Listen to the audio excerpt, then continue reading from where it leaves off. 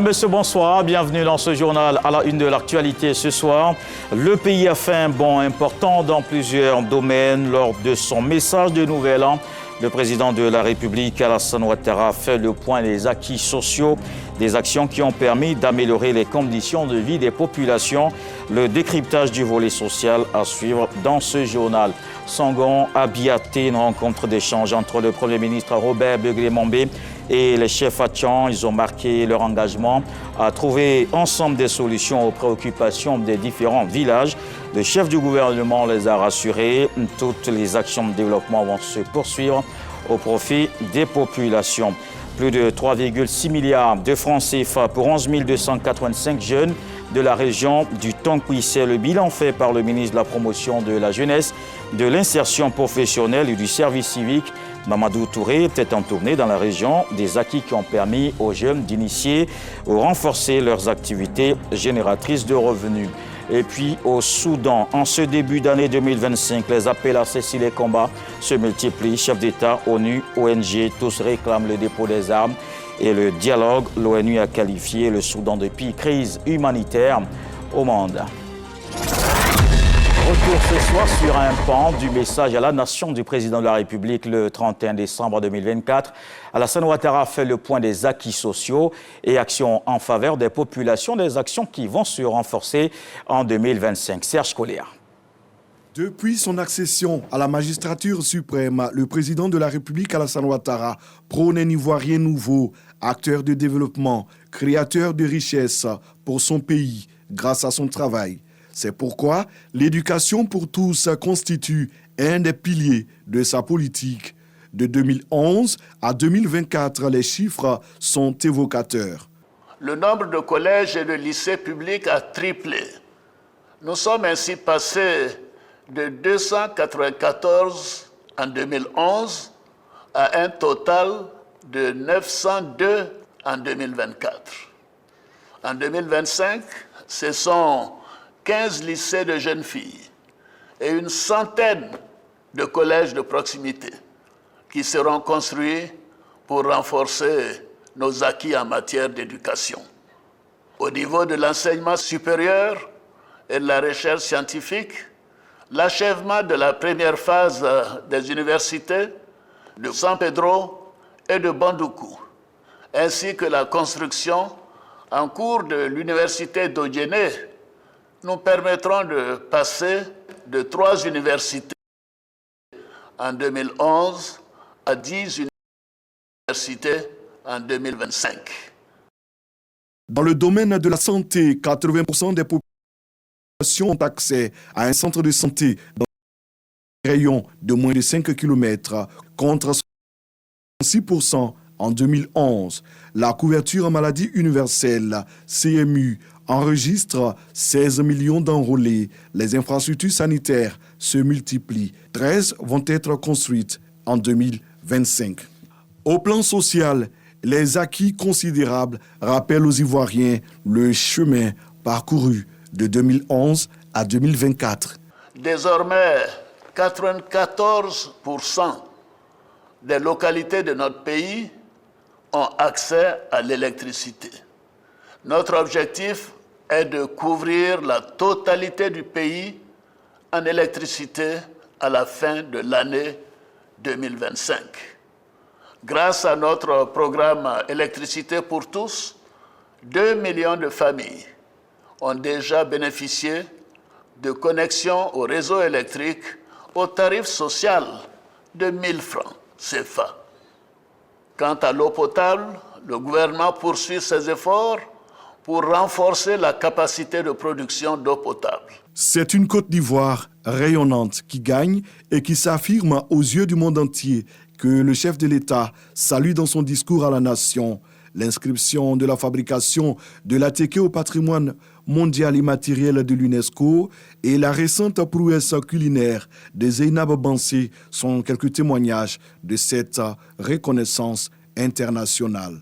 La Côte d'Ivoire de 2011, fragilisée et à genoux après une longue crise post-électorale, connaît une métamorphose. En 2025, elle est plus que jamais debout avec des perspectives que le chef de l'État annonce encore plus radieuse. Le Premier ministre Robert Begley-Mombe a rencontré les chefs Atchan à Songon-Abiaté, une occasion pour trouver ensemble des solutions aux préoccupations des communautés. Le président de l'Assemblée nationale, Adama Bictogo, et des membres du gouvernement y étaient. Nous y reviendrons au cours de ce journal. En 2024, la Côte d'Ivoire atteint une production de 2 millions de tonnes de riz paddy. Le gouvernement poursuit la création des sites de production. Le Centre national de recherche agronomique de Mans joue un rôle important.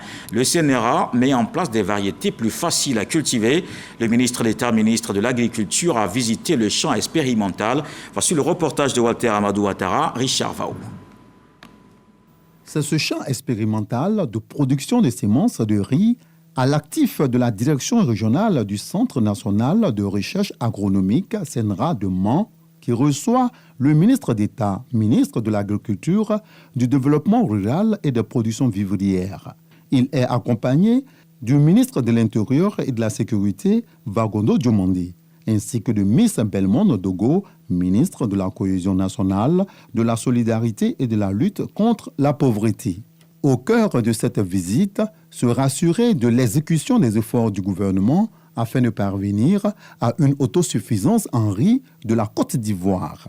Je suis ici du travail que fait le CNRA et également leur demander de pouvoir sensibiliser nos parents à produire du riz au niveau de Mans ici. Nous savons que il y a beaucoup de localités qui produisent du riz. On parle du riz de Danané, on parle du riz de l'Ouest. Mais je crois que la base de tout ça, c'est ici au CNRA. Donc félicitations aux fonctionnaires du CNRA qui sont ici, aux chercheurs et à tous ceux qui œuvrent au quotidien pour que ces stations-là puissent vivre. Docteur Bouré Alphonse, le directeur régional du CNRA de Mans, met à profit cette occasion pour présenter les axes d'exercice prioritaires de ce centre. La direction régionale du CNRA de Mans abrite 2 grands programmes de recherche, le programme Café et Cola et le programme Riz. Ces programmes ont généré des acquis majeurs qui contribuent pour certains à la sécurité alimentaire et pour d'autres aux recettes du pays. Le CNRA de Mans s'étend sur une superficie d'environ 39 000 mètres carrés. Comme acquis majeur, cette direction régionale a démocratisé des variétés de riz de bas-fond irrigués de bon goût et prisées. Ce sont les variétés Boaké AM et CY2. On va rester là-bas dans l'Ouest. Allons voir maintenant le soutien aux jeunes ces dernières années. Plus de 3,6 milliards de francs CFA mis à leur disposition. Un montant qui a permis à plus de 11 000 jeunes de réaliser des activités dans la région du Tonki. Le ministre de la Promotion de la Jeunesse était dans la région. Siaka Kone. Dans la ville des Ouniens, région du Tonki, Moustapha Kone exerce le métier de mercerie depuis 4 ans. Aujourd'hui propriétaire de 2 merceries, il est autonome grâce à l'agence Emploi Jeunes dont il a bénéficié de 1 500 000 francs CFA. Au moment où l'opération commençait, mon activité n'était pas véritablement lancée. Et quand j'ai commencé l'opération d'un magasin où je suis ici à 2, et j'ai des frères que j'ai déplacés qui se débrouillent avec moi aussi. Je demande à la jeunesse de croire à ce projet parce que c'est un projet vraiment qui est venu pour nous aider. Ils sont nombreux, ces jeunes de Mans, Biankouman, Sipilou, Zouaounien et Danané dans la région du Tonki qui ont bénéficié de l'appui du gouvernement dans plusieurs programmes, notamment dans le programme des TIMO, travaux à haute intensité de main-d'œuvre, des AGR, activités génératrices de revenus, des PME, des MPE, micro et petites entreprises, avec Association villageoise d'épargne et de crédit et le programme volontaire de la CAN. Pour le ministre de la Promotion de la Jeunesse, de l'insertion professionnelle et du service civique, le challenge au niveau de l'emploi jeune est relevé. Nous avons rencontré donc les jeunes de toute la région pour leur produire quelques conseils. L'appel à la responsabilité. Le gouvernement, le chef de l'État fait beaucoup, y compris pour la région. C'est vrai que les attentes restent encore nombreuses, mais avec une bonne organisation des jeunes les appuis du conseil régional, du gouvernement sera beaucoup plus efficace. Et donc il leur revient maintenant, au regard de tout ce qui a été fait, de mieux s'organiser. Les entreprises partenaires ont reçu des parchemins en guise de reconnaissance pour leurs actions de citoyenneté aux côtés du gouvernement. De 2020 à 2024, ce sont au total 11 285 jeunes de la région du Tongpi qui ont bénéficié de l'appui du gouvernement. Montant global de plus de 3,6 milliards de francs CFA. En plus, 3 531 jeunes seront pris en charge d'ici à 2027 pour un coût global de plus de 1,8 milliard de francs CFA. Maintenant dans la région voisine, le Guémon, la lumière, désormais dans le village de Sibabli, dans le département de Douekoué, la fête de la lumière célébrée en présence de plusieurs personnalités et la chefferie traditionnelle. Cette mise sous tension est un soulagement pour les populations de la localité. On le voit avec Siaka Kone. 22 ans dans l'obscurité, le village de Sibabli, dans le département de Douekoué, région du Guémon, est aujourd'hui connecté au réseau électrique. C'est un geste du président de la République, Alassane Ouattara, qui vient booster cette localité dans le développement. Ce village désormais électrifié, la mutuelle de développement économique et social de Sibabli et tout le peuple ouai, à l'occasion de cette fête de la lumière, ont exprimé leur gratitude au chef de l'État pour sa vision éclairée et son souci de faire de toute la région du Guémon une région émergente. Ma joie est de célébrer vraiment cet événement heureux avec mes parents. Et dire merci aussi à nos autorités et surtout au président de la République d'avoir pensé à notre village. Ça se fête. Alors, grâce au président de la République, il a pensé à Sibabli. Vraiment, c'est pour cela, on lui soit reconnaissant et on a organisé pour lui dire merci.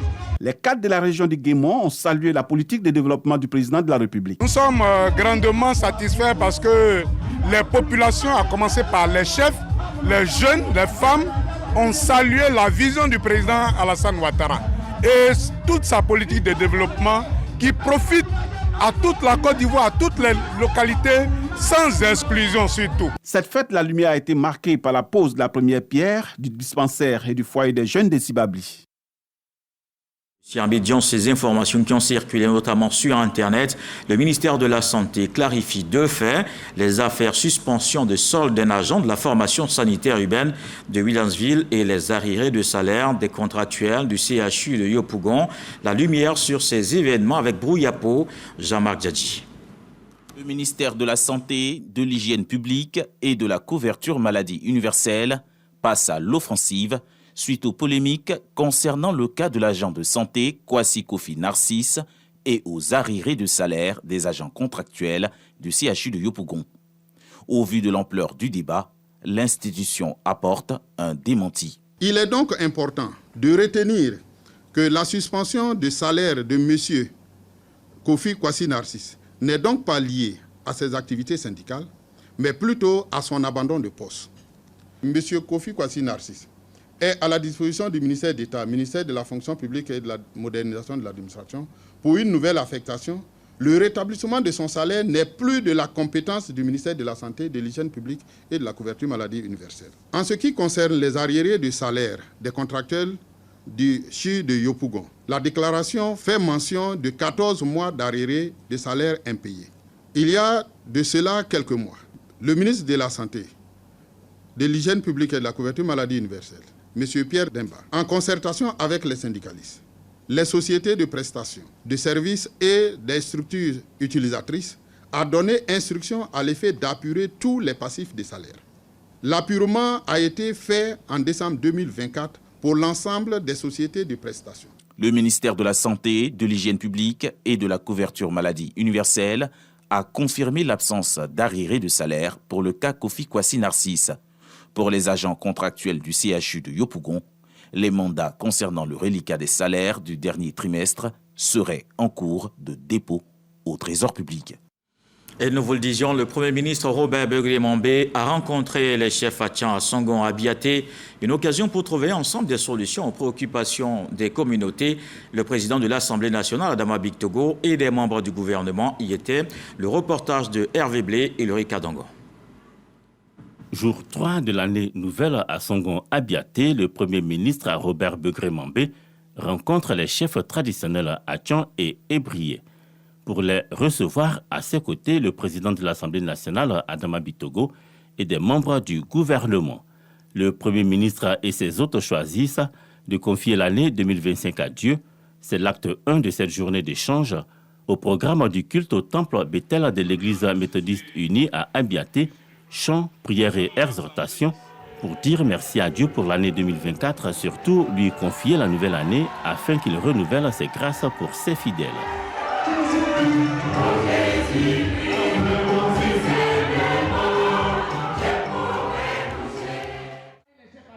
L'acte 2 de cette rencontre est le repas que le Premier ministre partage avec ses invités du jour. Un moment de célébration des chefs traditionnels Atchon et Ébrié et de leurs épouses. Il est marqué par des échanges sur leurs préoccupations du moment. L'occasion est bonne de rappeler les questions urgentes. Les doléances sont entre autres que vous facilitiez un report d'au moins 1 an de la date d'entrée en vigueur de l'ADU et des réformes du foncier. Que vous facilitiez la mise en place d'un groupe de travail mixte composé au moins des spécialistes du ministère de la Construction et des personnes ressources commises par le collectif des chefs coutumiers pour analyser et amender toutes les dispositions de l'ADU, les réformes foncières, source d'incompréhension et d'inquiétude en vue d'éviter ou de minimiser autant que possible d'éventuelles frustrations et des ressentiments de nos populations. Face aux hôtes du Premier ministre, le ministre Bruno Nambagné-Koné s'est voulu rassurant. Monsieur le Premier ministre, nous avions rencontré les chefs il y a quelques semaines. Et sur vos instructions, sur vos orientations, un délai supplémentaire a été donné qui étend à 3 mois, donc entre maintenant et fin mars, la période pendant laquelle toutes les attestations qui sont aujourd'hui délivrées à quelqu'un peuvent être reçues à tous les guichets du ministère de la Construction et être traitées.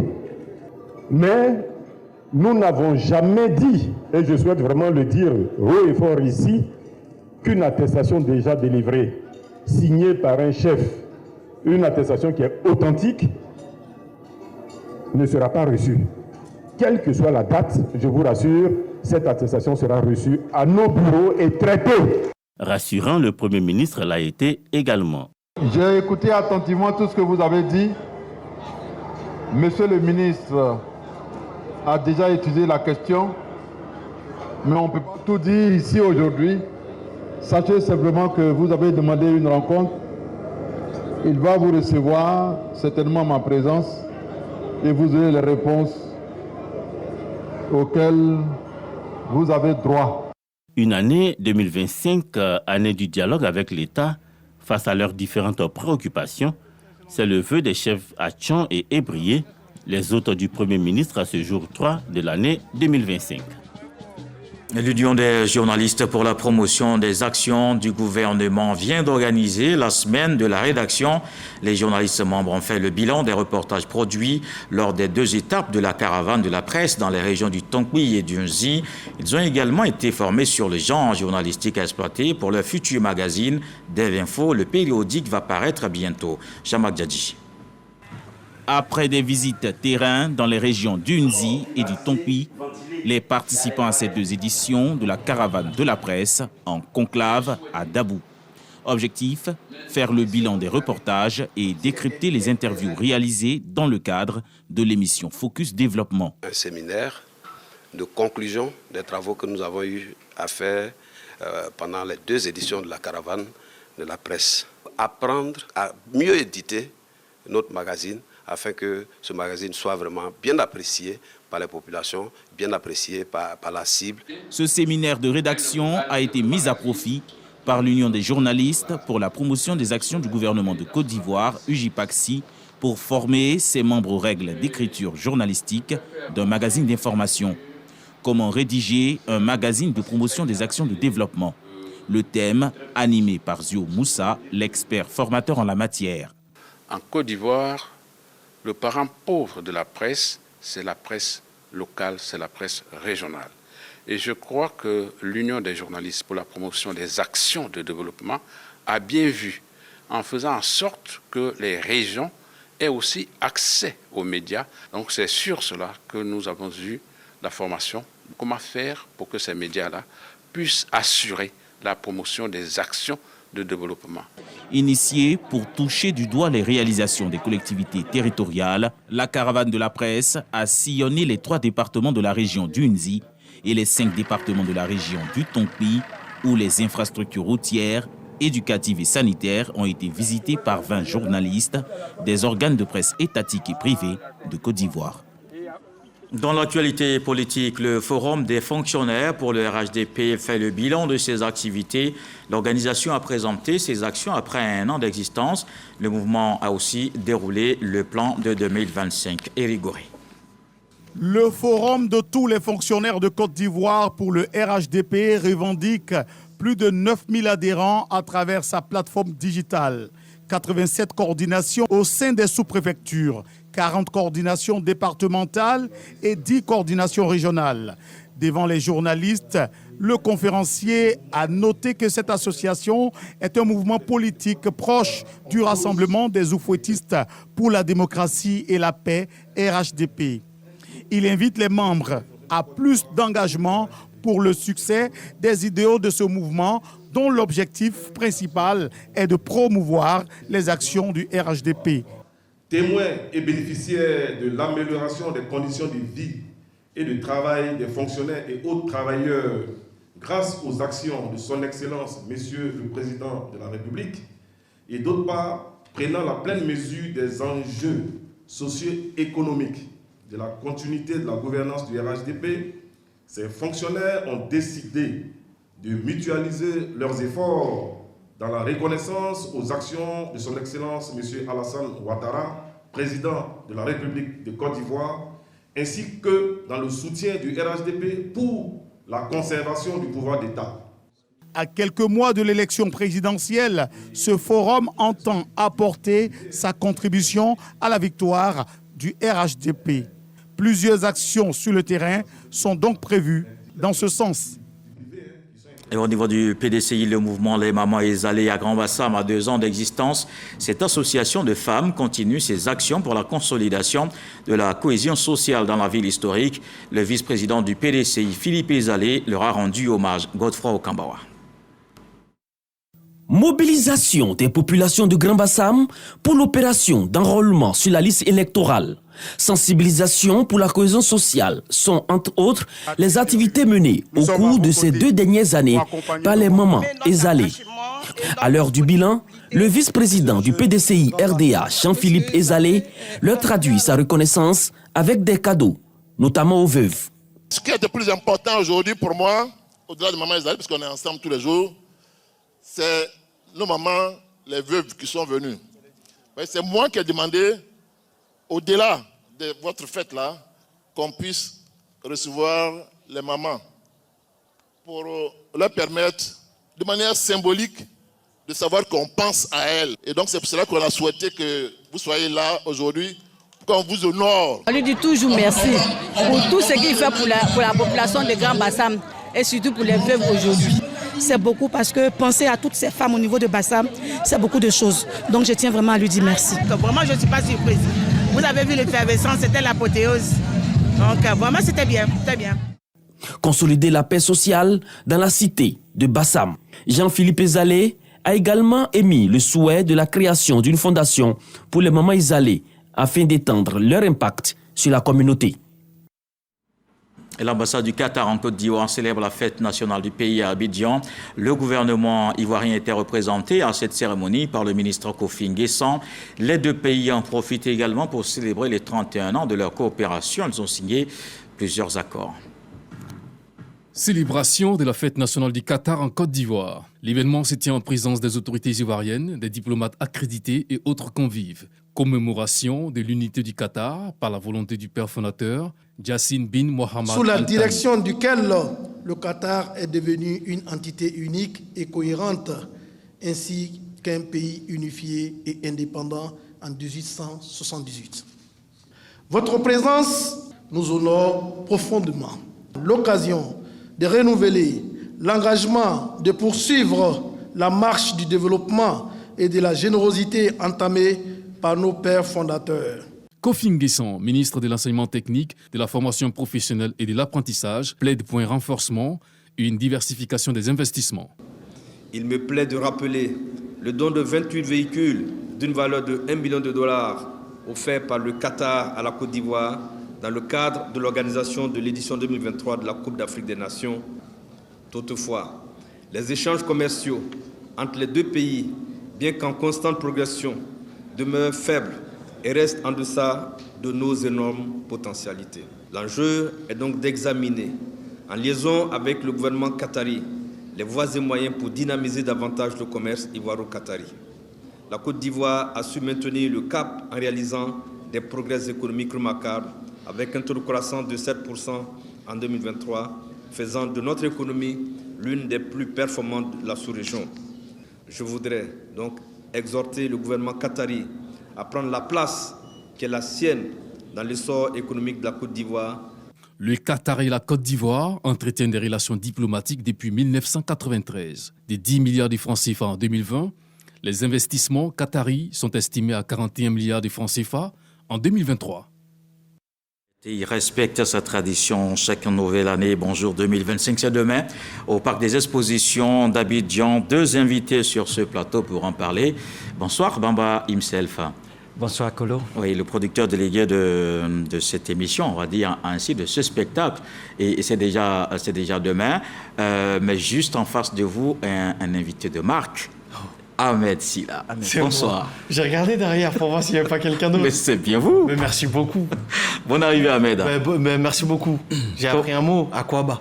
Ah oui. J'aime beaucoup ça. D'accord. Beaucoup. Et je vous ai dit un truc hors antenne, je répète, vous êtes très beau. Merci Ahmed. Ah non, à l'image là, c'est clair. Bon, d'accord, ça nous donne déjà une idée de ce qui va se passer demain en fait. Donc Bamba Himself, ça fait 18 ans, c'est la 18e édition, c'est la maturité. Déjà, dites-nous comment ce spectacle, peut-être qui se veut un peu spécial quand même aussi. Effectivement, 18 ans, nous pensons que c'est une sorte de bilan cette année.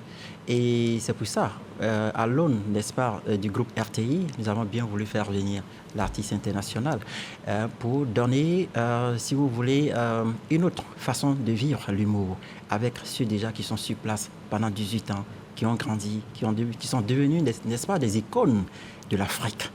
Et aujourd'hui, il faut les célébrer. 18 ans, c'est pour marquer aussi l'humour que la RTI a pu porter, pour rapprocher les Ivoiriens. Leur donner le temps de s'asseoir et de vivre un tant soit peu la joie, la convivialité. Et nous allons vivre demain. C'est demain, c'est 20h, c'est le parc des expositions d'Abidjan. Il faut venir. Pour ceux qui n'ont pas encore pris les tickets, c'est 15 000 et 25 000 pour les VIP. Mais il ne faut pas rater ce show. Ça va être une autre affaire demain qu'il faut vivre dans la salle, en dehors de la salle. Vivre les moments, les instants. Demain, ça va être un grand moment. Amen. Oui. Mais j'ai une question. Excusez-moi, monsieur le présentateur. Oui. Il y a des personnes qui n'ont pas pris leur ticket, là Ça existe? Non, Bamba himself va répondre à la question. Alors, mais moi, j'ai une question juste avant cette question, j'ai une question pour vous-même. Oui. Comment on explique votre présence à ces spectacles à Abidjan? Comment on explique? Alors, j'ai cru comprendre en regardant le journal télévisé hier que c'était aussi une manière pour la Côte d'Ivoire de réaffirmer son positionnement sur le football africain et de redire que vous étiez champion d'Afrique. Parce que comme je suis sénégalais, je crois qu'ils nous ont dit, voilà, on va ramener un Sénégalais et on va se moquer un peu de lui.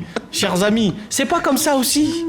Nous, on a trop souffert. On se donne rendez-vous cette année encore. Non, mais ma présence, écoutez, j'ai tout de suite dit oui. C'est très simple, j'ai tout de suite dit oui. En plus, c'est une des amies qui coordonne aussi un petit peu Diba, que j'embrasse, que je connais depuis de nombreuses années, qui m'a donné l'opportunité de venir ici pour la première fois à Abidjan. On se rappelle toujours de nos premières fois. Et quel pays! Non, franchement, on n'avait pas menti. Parce que très souvent, les gens disent « Ouais, tu verras ce pays quand tu vas y aller. » Ah, et puis après, on y va, on est un peu déçus. Là, c'est au-delà de mes expériences. Merci. C'est incroyable. Merci beaucoup. Et Mama himself, juste avant, Ahmed Silla, certainement quelque chose à nous montrer demain. Absolument. Moi? Mais avant, Ahmed, on voulait déjà remercier un homme d'État. Par la voix du directeur général de la RTI, dit merci aux parrains qui nous accompagnent pendant 18 ans. Un homme d'État, un frère, qui nous accompagne et qui nous dit bonjour chaque année à toutes ces populations. Il faut l'encourager et lui dire merci. Mais surtout, ce que nous voulons dire aux Ivoiriens, il ne faut pas rater cet événement. Ça va être autre chose. Ça va être un moment d'échange. Ça va être C'est les 18 ans. C'est les 18 ans. Donc les 18 ans, c'est un peu l'entrée dans l'âge adulte. Hein. Ahmed, qui est bien connu en France, un peu partout, en Côte d'Ivoire, forcément, le public voudra bien quelque chose de lui. Oui. Déjà, il faut nous en dire un mot. Oui, en fait, moi, j'y vais sans pression. J'y vais vraiment... là, je suis en mode Afrique. Voilà, Afrique, Côte d'Ivoire, Sénégal, on est ensemble, ça va très bien se passer. Je me suis chargé de beaucoup de nouvelles choses, j'ai observé un petit peu et j'ai eu une chance immense aujourd'hui et je voulais lui rendre hommage à Madame Dominique Ouattara, parce que j'ai rencontré des enfants dont elle s'occupe aussi via ses éducateurs et ses éducatrices, la case des enfants. Et j'ai partagé un moment merveilleux avec eux. Donc voilà, je sais pas si je peux dire que je l'embrasse, mais en tout cas, je lui envoie tous mes hommages et toute ma bonne année. Merci. En tout cas, demain, demain, c'est un autre jour. Un grand moment. Et les tickets, il y en a encore. Est-ce que c'est possible d'en avoir demain? Les tickets, dès maintenant, il y a encore quelques tickets à prendre. Il faut les prendre, c'est dès maintenant. Cette nuit jusqu'à demain matin, il faut prendre ces tickets qui restent. Dépêchez-vous. Vivre ce grand moment. C'est pas mardi, c'est ce soir. Oui, bien sûr, demain. 18e édition, ça se vit sur place. Merci Bamba himself. Merci Ahmed Silla. Et puis on se donne rendez-vous demain à 20h au Parc des Expositions. Ça y est, c'est fini là? Oui, c'est fini, c'est bon. Alors, on a tout dit. Moi j'ai une question. Je reste sur place là-bas. J'ai une question. Au Parc des Expositions. Est-ce que des fois on vous embête un petit peu sur votre plateau ou c'est toujours très carré, très droit comme ça? Je sais pas, j'ai envie de vous embêter un peu. Fallait pas m'inviter. Non, demain on va répondre à cette question. Merci, messieurs. Oui, demain, rendez-vous à 20h, Parc des Expositions. Vous restez avec moi parce que l'actualité continuera à voir. Surtout, le reste de l'actualité au Soudan peut terminer en ce début d'année 2025. Les appels à cesser les combats au Soudan se multiplient. Chefs d'État, ONU, ONG, tous réclament aux deux belligérants de déposer les armes et de dialoguer. Or, le pays entre dans son 21e mois de guerre. À l'occasion du 69e anniversaire de l'indépendance du Soudan, le 1er janvier, le général Al-Bourhan, le chef de l'armée, a de nouveau donc demandé à son rival, le général Hemeti, qu'il n'allait pas exclure évidemment toute cohabitation. L'ONU a qualifié le Soudan de pays crise humanitaire au monde. Fin décembre, l'on dénombrait plus de 8,7 millions de Soudanais déplacés dans le pays. Et voilà qui met un terme à ce journal. Merci de l'avoir suivi. Retour de l'actualité, 23h. Ce soir, le sage nous apprend que la renommée des cours d'eau dépend de la rivière. Je vous souhaite une fructueuse année 2025.